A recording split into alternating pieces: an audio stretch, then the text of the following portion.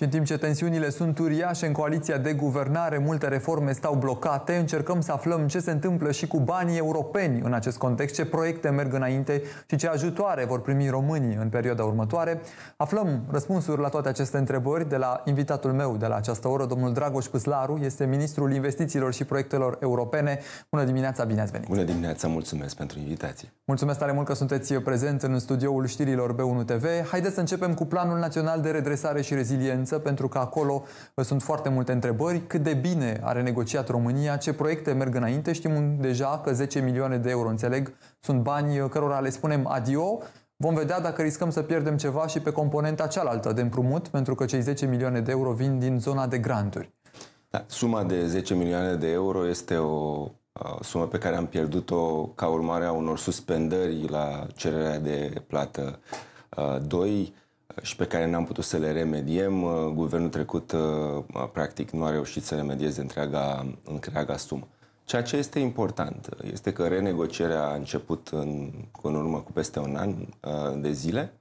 Am reușit la sfârșitul lunii iulie să ne îndeplinim obiectivul de a finaliza această renegociere.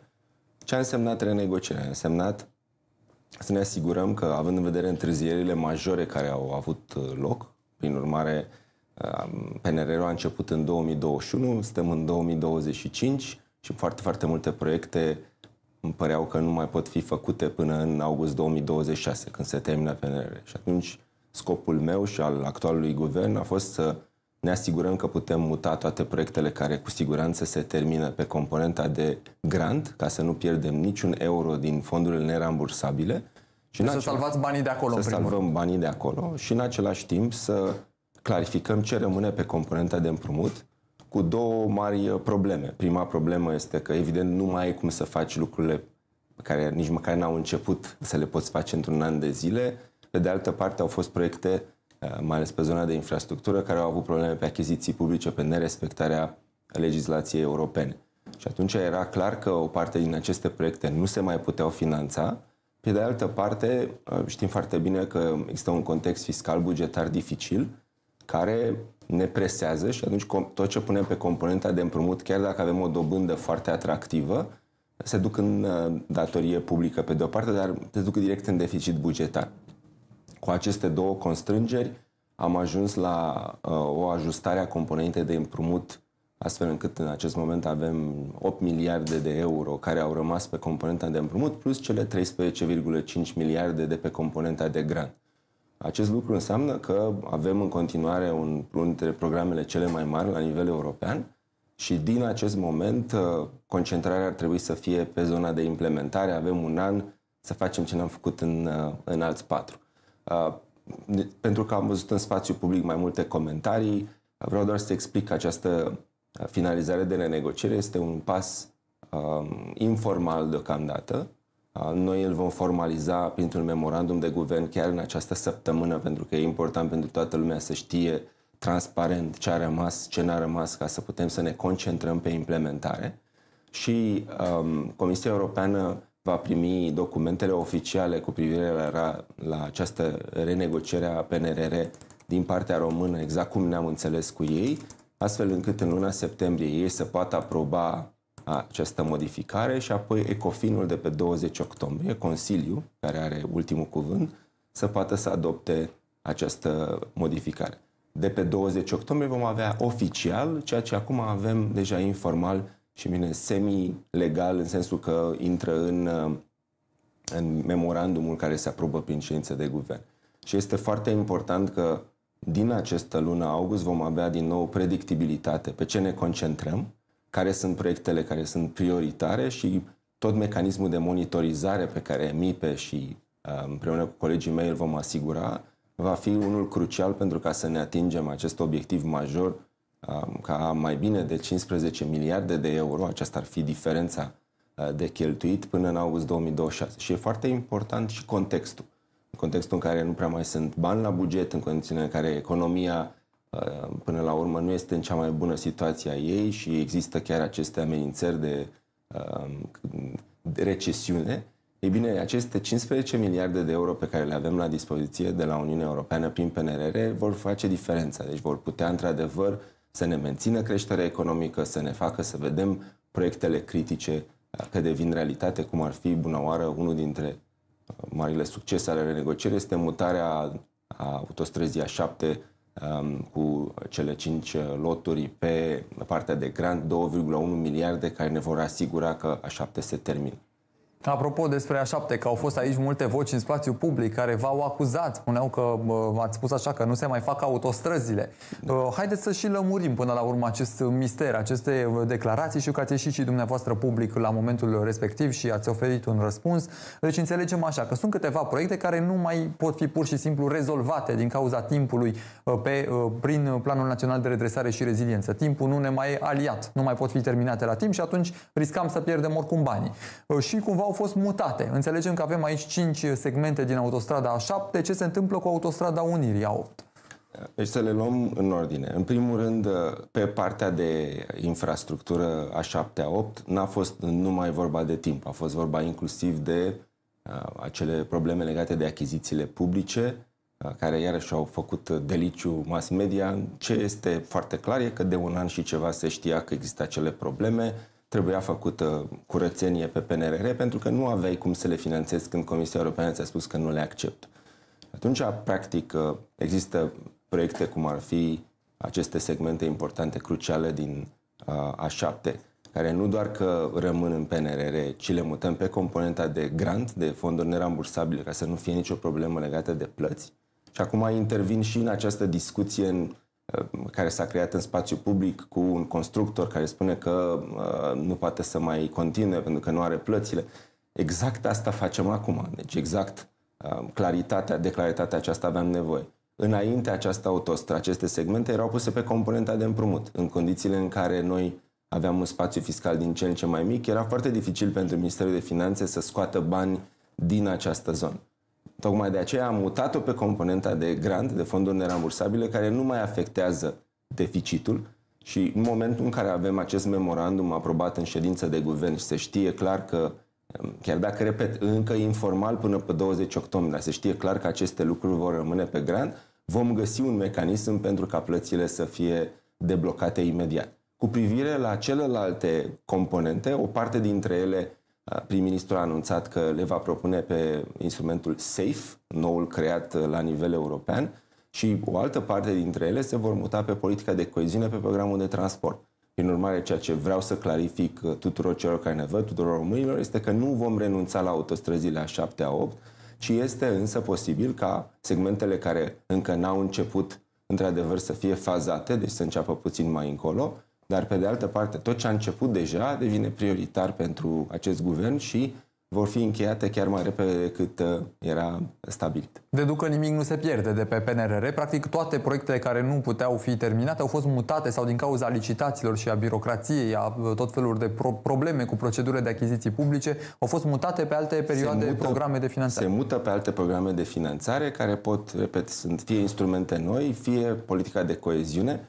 Și ceea ce este foarte important pentru ca să nu mai avem în spațiu public aceste comentarii este că România, într-adevăr, s-a întins mai mult decât era plapuma în materie de a începe proiecte peste tot.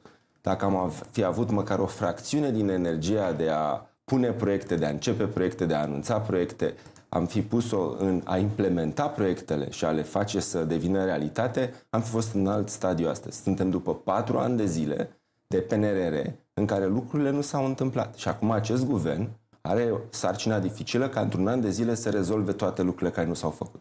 Spitalele din PNRR, domnule ministru, și aici s-a pus de foarte multe ori în discuție că nu se fac spitale în România, că avem banii din PNRR la dispoziție și așa e. Știm că lucrările au început doar pentru o parte din aceste spitale. În ce stadiu suntem? Deci din 2021 s-a negociat vreo 2 ani și jumătate ce spitale să fie. Deci nu că s-au lucrat la spitale. Deci a fost mai întâi o listă de 32, 24, 19. Deci a fost o bătălie foarte... Care spital să rămână? Care spital să rămână. Deci am pierdut deja 2-3 ani numai pe faptul că lumea nu știam ce vrem să investim. Spre disperarea, evident, a Comisiei Europene, care ne reduse niște bani substanțiali, deci peste 1 miliard de euro pentru partea de spital. Și când am venit în acest mandat, când a venit acest guvern, Comisia Europeană spunea din perspectiva progresului fizic, adică ce ați făcut acolo până în acest moment, deci repet, din 2021 în 2025. 5 spitale sunt într-adevăr credibile că le putem termina pe PNRR.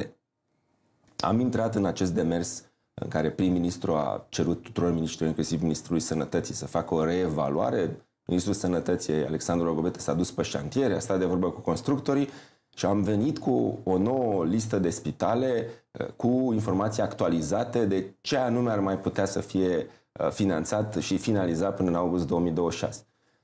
Discuțiile au fost foarte dificile cu Comisia Europeană și până la urmă i-am convins că încă 3 spitale putem să le introducem în PNRR și până la urmă este foarte important că aici intră spitale cum este Constanța, Târgu Mureș sau, evident, Spitalul de Tuberculoză din București. Adică sunt niște lucruri foarte importante pe care le-am reușit să le obținem.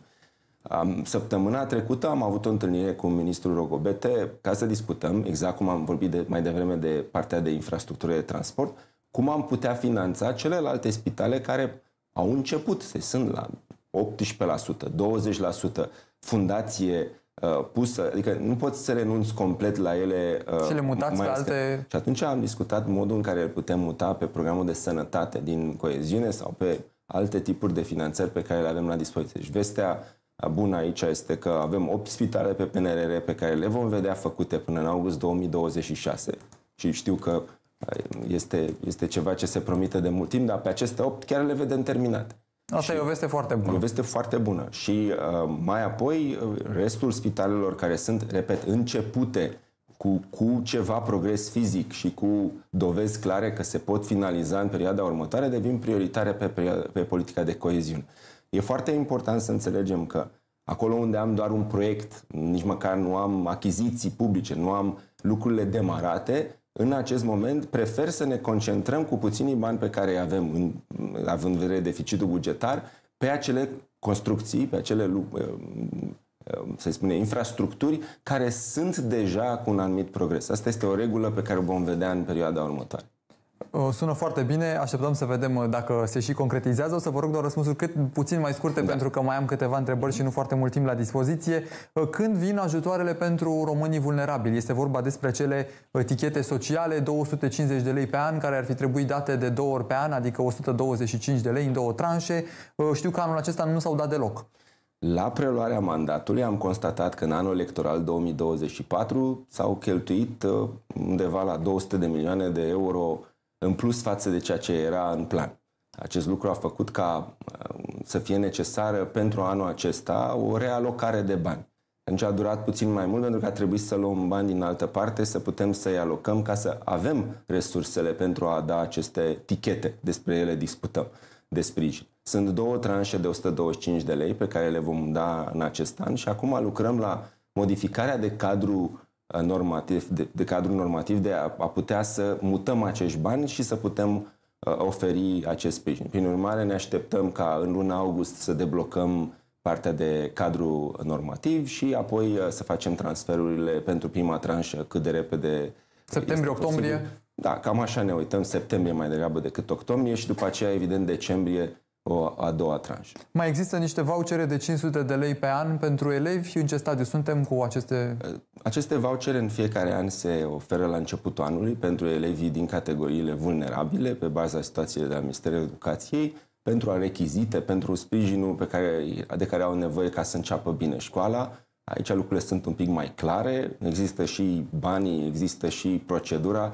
Prin urmare, în septembrie, când este prima lună de școală, ne așteptăm să putem să facem aceste transferuri. Trusourile pentru nou-născuți, mamele așteptă. Continuă, este neafectat, l-am găsit funcțional, rămâne funcțional, deci asta este o veste bună, că deși suntem în condiții dificile de quasi-austeritate, acest program rămâne mai departe. Și pentru că se lucrează deja la pachetul 2 fiscal, pentru ultimul minut pe care îl avem la dispoziție, mai vreau o opinie din partea dumneavoastră.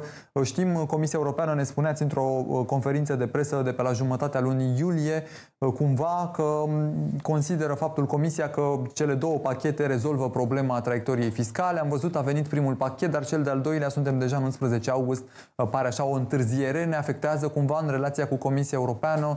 Ce informații mai vin la dumneavoastră dinspre Comisie? Comisia Europeană este mai degrabă îngrijorată de stabilitatea coaliției și de faptul că ne ținem de lucrurile pe care am zis că le facem, decât de impactul efectiv al acestor lucruri, pentru că este clar că și ei realizează că discutăm de o ajustare foarte mare. Discutăm de o ajustare de circa 3% dacă ne uităm pe un an de zile, deci pe 2026. 3% este o ajustare după orice fel de manual de teorie fiscală foarte, foarte mare.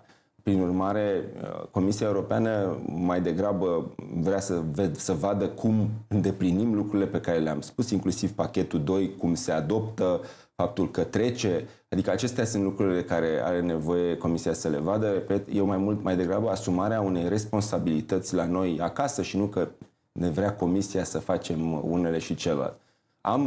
S-a cheltuit mult mai mult decât ne ținea plapuma și în acest moment trebuie să vină un guvern și un prim-ministru care să aibă curajul să pună pe masă realitatea și să ia niște măsuri pentru ca România să se facă bine într-un an jumate, să putem într-adevăr să ne uităm din nou la responsabilitate fiscal-bugetară. Și declarația de avere pentru ultimele secunde. Premierul Ilie Bolojan a cerut tuturor miniștrilor să-și publice declarațiile de avere. O veți face? Este absolut firesc. O făceam și fără să-mi ceară prim-ministru, vă asigur. Dar da, mi se pare absolut corect ca, având în vedere recenta interpretare, care și pe mine m-a surprins, a curții legat de faptul că ar trebui să fie opțional, cred că este absolut firesc și cumva în întâmpinarea inclusiv a românilor să existe această transparență din partea guvernului. Evident, voi da curs acestei solicitări, dar oricum o făceam pe site-ul Ministerului Investițiilor și Proiecte Europene și trimițând, așa cum a fost solicitat și către cancelar. Mulțumesc tare mult, domnule ministru. Ministrul Dragoș Păslaru, ministrul Investițiilor și Proiectelor Europene, a fost în studioul știrilor B1 TV.